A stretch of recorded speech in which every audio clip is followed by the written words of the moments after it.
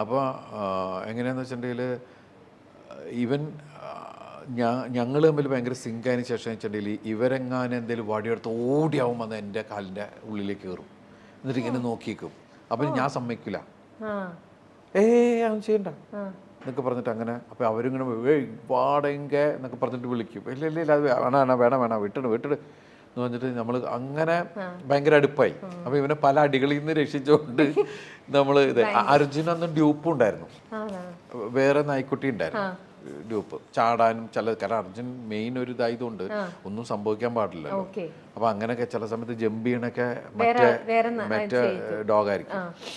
അപ്പൊ അർജുൻ വലിയ കാരണം വെച്ചാൽ ഭയങ്കര ബ്രില്യൻ്റ് ആണെന്ന് പറയാൻ കാരണം വെച്ചാൽ ഇവന് ഈ റെഡി എന്ന് പറഞ്ഞു കഴിഞ്ഞാൽ ഇവന്റെ ചെവിയൊക്കെ ഇങ്ങനെ അങ്ങോട്ട് ഇതാവും, പിന്നെ ഇങ്ങനെ നെക്കരിക്കും.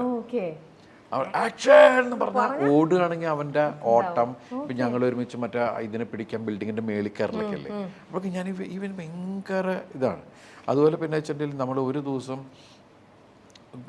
ഷൂട്ടിങ്ങിന് വേണ്ടി മാറ്റി വെച്ചു. സീക്വൻസ് എന്ന് പറഞ്ഞിട്ടുണ്ടെങ്കിൽ മറ്റേ ഞാനും അർജുനും കൂടി ഒരു ജനലിൻ്റെ അവിടെ കിടന്ന് താഴെ ഭാവനയും മറ്റേ നായും കൂടി വരുന്ന സമയത്ത് നമ്മളിങ്ങനെ നോക്കിയിട്ടുള്ള വിഷയം നടക്കുന്നുണ്ടല്ലോ. അപ്പോൾ ആ സമയത്ത് അപ്പം ഞങ്ങൾ വിചാരിച്ചു ഇന്നത്തെ ഫുൾ ഡേ അതുമാ പോവും എന്ന് വിചാരിച്ചു. അപ്പോൾ ക്യാമറയൊക്കെ വെച്ച് റെഡിയാക്കി അർജുൻ വന്നു, അവന് കൊണ്ടുവന്ന് ഇങ്ങനെ എന്നൊക്കെ പാത്തിർണോ അങ്കേ എന്നൊക്കെ പറഞ്ഞിട്ടൊക്കെ ഇവർ പറഞ്ഞിട്ടൊക്കെ ഇതായി. അത് കഴിഞ്ഞിട്ട് പിന്നെ ടേക്ക് എന്ന് പറഞ്ഞാൽ പിന്നെ ഞങ്ങൾ വരിക വന്ന് ശരിക്കും പറഞ്ഞാൽ ഒറ്റ ടേക്ക് റെഡിയായി.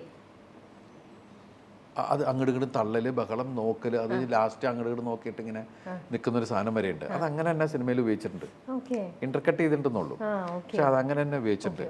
10 മിനിറ്റ് കൊണ്ട് ഷോട്ട് കഴിഞ്ഞു, മനസ്സിലായില്ലേ? പിന്നെ ഷൂട്ടിംഗ് ഇല്ല.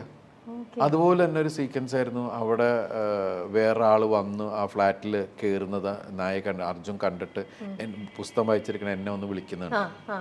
അപ്പം ആ സീക്വൻസ് ഇതുപോലെ തന്നെ നമ്മൾ ഹാഫ് ഡേ എന്തായാലും സമയം എടുക്കും, കാരണം വന്ന് എന്നെ ഷർട്ട് പിടിച്ചിട്ടൊക്കെ അല്ലേ. അപ്പോൾ ആ സമയത്ത് ട്രെയിനർ കൊണ്ടുവന്നു കാണിച്ചു, അതിൻ്റെ വായിൽ ഇത് കടിച്ച് ഇതാക്കാനാണ് എന്നൊക്കെ പറഞ്ഞിട്ടൊക്കെ പോയി. അത് കഴിഞ്ഞ് ടേക്ക് കറക്റ്റായിട്ട് ഞാൻ വായിച്ചുകൊണ്ടിരിക്കുന്നു. ഇപ്പം സിനിമയെ കാണുന്ന ഷോട്ടിൽ നേരെ വന്നു പിന്നെ വലിച്ച് അതൊക്കെ നമ്മൾ അന്തം വിട്ടുപോകും. പവി കെയർ ടേക്കറിൽ ഒരുപാട് സീക്വൻസ് നമ്മൾ പറഞ്ഞു കൊടുത്താൽ പോലും ചെയ്യാൻ പറ്റാത്ത സീക്വൻസിൽ നായ്ക്കൾ ചെയ്യാന്ന് പറഞ്ഞാൽ അത് ഒത്തു കിട്ടിയിട്ടുണ്ട് ഈ സിനിമയിൽ. അതെന്തോ ആ സമയത്ത് ദൈവ അത്ഭുതം പ്രവർത്തിക്കാന്ന് പറയില്ലേ, ഇവൻ അങ്ങനെ ബിഹേവ് ചെയ്യണ സീനുണ്ട്. ഇപ്പം ഞാൻ അതിനകത്ത് പോയിട്ട് ഒരാളെ അന്വേഷിക്കുന്ന സമയത്ത് ആളും വരിക എൻ്റെ കൂടെ, ആളും പോയി നോക്കണ്ട്, ആളവിടെ കണ്ടില്ല, പുള്ളിക്കും ഭയങ്കര ടെൻഷനില്ല പുള്ളി എന്നൊക്കെ പറയുന്നത്. അതൊന്നും അങ്ങനെ പറഞ്ഞു കൊടുക്കാത്ത സാധനങ്ങളാണ്. അപ്പോൾ ആ സമയത്ത് ഒരു അത്ഭുതം കാണുക എന്ന് പറയില്ലേ, അങ്ങനെ ഒരുപാട് സീക്വൻസ് ഉണ്ട്. അത് പിന്നത്തെ ഈ ബ്രോയും ഞാനും തമ്മിലുള്ള റിലേഷൻ പിന്നെ ഒരു ഇന്റർവ്യൂവിൽ പറയാം, ഇപ്പൊ പറയുന്നില്ല.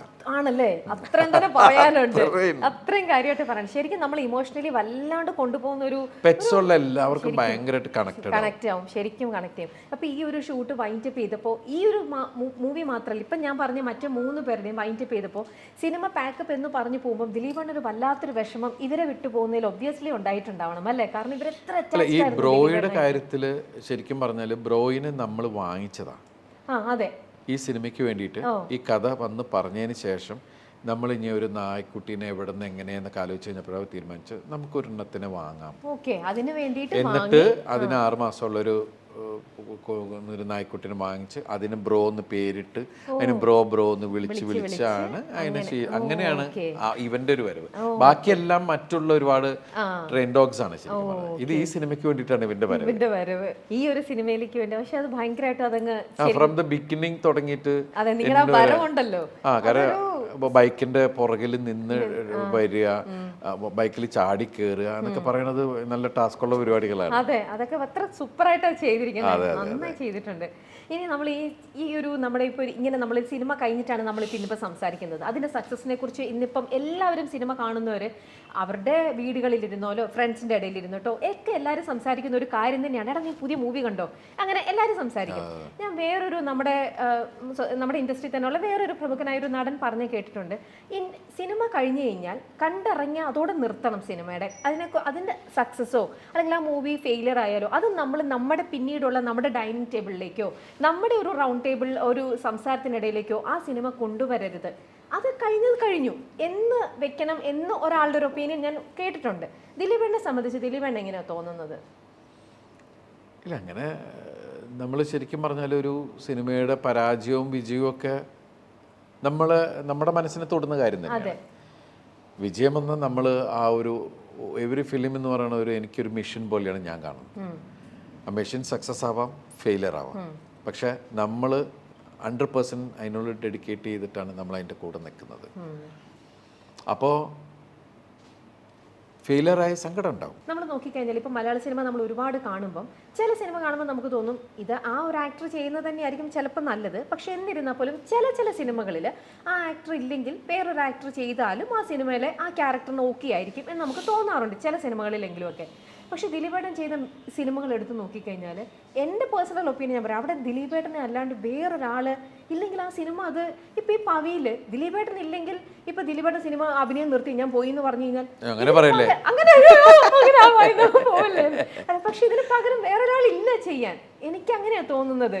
കാരണം ഇത് ദിലീപ് എന്ന് പറഞ്ഞ ഇങ്ങനെ ഒരു വ്യക്തിക്ക് മാത്രം ചെയ്യാൻ പറ്റുന്നതാണ് ദിലീപേട്ടൻ ചെയ്തു വെച്ച റോളുകളെല്ലാം. അതൊക്കെ എങ്ങനെ ദിലീപേട്ടൻ അങ്ങനെ നമ്മൾ ചെയ്യുമ്പോൾ നമ്മുടെ ഒരു സിഗ്നേച്ചർ അത് പ്ലേസ് ചെയ്യാൻ നമ്മൾ നോക്കൂലോ. വേറെ ആർക്കും ഇത് ചെയ്യാൻ പറ്റുന്നില്ല എന്നുള്ളൊരു സംഭവമേ അത് അല്ല. നമ്മൾ പറഞ്ഞില്ലേ, നമ്മളിപ്പോ ശ്രമങ്ങൾ ചെയ്തോണ്ടിരിക്കുന്നത്. പിന്നെ എന്നെ ജഡ്ജ് ചെയ്യുന്ന എൻ്റെ ഡയറക്ടേഴ്സ്, ഞാൻ ഒറ്റയ്ക്കല്ല ഇതാവുന്നത്. നമ്മളൊരു കാര്യം ചെയ്യുമ്പോൾ അതിൻ്റെ ആക്ഷൻ കണ്ടിന്യൂറ്റിയും ആക്ടിങ് കണ്ടിന്യൂറ്റിയും ഒക്കെ ഇങ്ങനെ ഫോളോ ചെയ്ത് അതൊക്കെ എൻ്റെ ഉത്തരവാദിത്തങ്ങളാണ്. അതിലൂടെ പോകുമ്പോൾ അത് കറക്റ്റാണോ ഇല്ലേന്ന് പറയുന്ന ആൾക്കാരും കൂടി കറക്റ്റ് ആവുക എന്ന് പറയില്ലേ. അപ്പോൾ എൻ്റെ മാത്രമല്ല, ഇതിൻ്റെ ഡയറക്ടർ, ഇതിൻ്റെ റൈറ്റർ, ഇതിൻ്റെ ക്യാമറമാൻ എല്ലാവരും ചേരുന്ന വലിയൊരു ടീം വർക്ക് ഉണ്ടല്ലോ. അതിനപ്പുറം ആ ഒരു വിധിച്ചിരിക്കുന്ന ദൈവത്തിൻ്റെ അനുഗ്രഹം നമുക്ക്. പിന്നെ ഞാൻ കഴിഞ്ഞ സിനിമകളിലും നമ്മൾ ഓരോ സിനിമകളിലും കലാകാരൻ എന്നുള്ള രീതിയിൽ പല വഴിക്കും പല രീതിയിലൊക്കെ നമ്മൾ വരാൻ നോക്കും. പക്ഷെ എല്ലായിടത്തും ആ ദിലീപിന്റെ സിഗ്നേച്ചർ ഉണ്ടല്ലോ, അതൊക്കെ സിഗ്നേച്ചർ ക്യാരക്ടർ അതൊക്കെ അങ്ങനെ തന്നെയാണ്. ഇനിയും അതുപോലത്തെ സിഗ്നേച്ചർ ക്യാരക്ടർ ദിലീപേണ്ണെ ചെയ്യാൻ പറ്റട്ടെ. ഞാനൊരു ചെറിയ ഒരു കുറച്ച് നല്ല ബ്യൂട്ടിഫുൾ ആയിട്ടുള്ള ഒരു നിമിഷങ്ങളിലേക്ക് നമുക്ക് പഴയ കുറച്ച് കാര്യങ്ങൾ അയവിറക്കാൻ പറ്റുന്ന കുറച്ച് നല്ല ആ ഒരു സെഗ്മെന്റിലേക്ക് ഞാൻ പോവാണ് കേട്ടോ. അതായത് വേറൊന്നുമല്ല, ഇത് നമുക്ക് ഫേവറേറ്റ്സ് വിത്ത് ദിലീപേട്ടൻ. അതായത് ദിലീപേട്ടൻ തന്നെ ഇതിനകത്ത് ഓരോരുത്തരുടെയും ഇത് നമ്മൾ ഓരോരുത്തരുടെയും ഫോട്ടോ ആണല്ലോ, ഈ ഓരോന്നും എടുക്കുക, അവരുമായിട്ടുള്ള ദിലീപേട്ടനെ ഷെയർ ചെയ്യാൻ പറ്റും നിന്ന് ദിലീപേട്ടൻ്റെ മനസ്സിൽ സൂക്ഷിക്കുന്ന ഏറ്റവും നല്ല ഫേവറേറ്റ് ആയിട്ടുള്ള ഒരു മൊമെന്റ് അതേതാന്ന് പറയാം. അത്രേ ഉള്ളൂ സംഭവം. ഓരോന്നും എടുത്തിട്ട് ആരാന്ന് നമ്മുടെ ക്യാമറയിൽ ഒന്ന് കാണിച്ചാൽ മതി. ഓരോന്ന് ഇങ്ങനെ പോവാം. ആദ്യം എടുക്കണം ആരുടെ ഫോട്ടോ? ഇന്നസെന്റ് ഏട്ടന്റെ ഫോട്ടോ ആണ് ഫസ്റ്റ്. ഏറ്റവും നല്ല ഫേവറേറ്റ് ആയിട്ടുള്ള മൊമെന്റ് എന്തായിരുന്നു? ഞാൻ അപ്പച്ചെന്നാ വിളിക്കുന്നത്. അത് ശരിക്കും പറഞ്ഞാൽ ഞാൻ അദ്ദേഹത്തെ ഇമിറ്റേറ്റ് ചെയ്താണ് വന്നത് എന്ന് വെച്ചാൽ എന്നെ അറിയപ്പെട്ടത് അദ്ദേഹത്തെ ഇമിറ്റേറ്റ് ചെയ്ത് തന്നെയാണ്. അതിനുശേഷം ഞാൻ അസിസ്റ്റൻ്റായിട്ട് വർക്ക് ചെയ്തിട്ടുണ്ട്, അദ്ദേഹത്തിൻ്റെ കൂടെ അഭിനയിച്ചിട്ടുണ്ട്, മകനായിട്ട് അഭിനയിച്ചിട്ടുണ്ട്. എല്ലാ അർത്ഥത്തിലും പേഴ്സണലിയും എനിക്ക് ഒരുപാട് സപ്പോർട്ട് ചെയ്യുകയും എനിക്കൊരു എന്താ പറയുക ഒരു ഗൈഡ് എന്നൊക്കെ പറയില്ലേ, നമ്മളെ മോട്ടിവേറ്റ് ചെയ്യുക അല്ലെങ്കിൽ നമുക്കൊരു നമ്മളെ മുന്നിലേക്ക് നയിക്കാന്ന് വെച്ചാൽ എനിക്ക് ഭയങ്കര എനർജി ആയിട്ടുള്ള ഒരാളായിരുന്നു.